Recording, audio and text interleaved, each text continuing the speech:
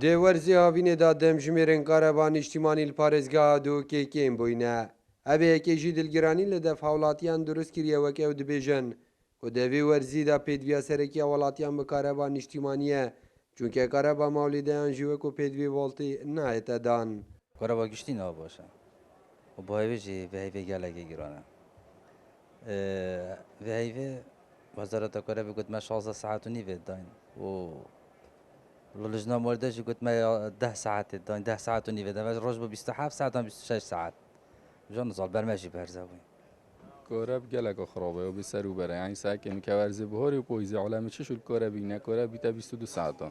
ورزش دینو کجی چون که کورب دنا وجه مثلا ایت وات شرکت وانا کمپانی وانا در روزه 24 ساعت و 10 ساعت و 12 ساعت کورب دنا خالکی يعني جلك جور کورب 3 ساعات و 3 شاشات شیدن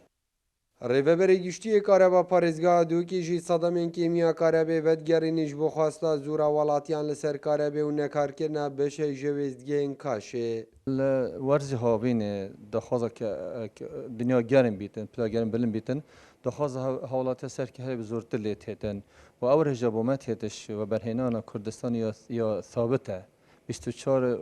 نیو صده يعني ابدا بجن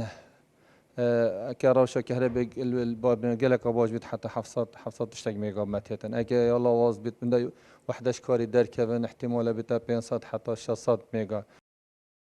لە دەبەرە کاشە هەشت وحدین کارەبیان ئەدن هادا بتنێ دوو کار دکەن 148 میگاواتین کارەبێ بەرهەم دێنن ئەژبەر نەدابینکردنا سوتەمەنی ژلای وەزارەتە سامانەی سروشتی بە بۆیزگەین کاشێ دەمژمێرین کارەبێ گەلەکیم بووینە هەفدەمە و کارەبە بوو پارێزگا دووکێ دێتیا سابتەک و 24 و نیڤ سەدەیە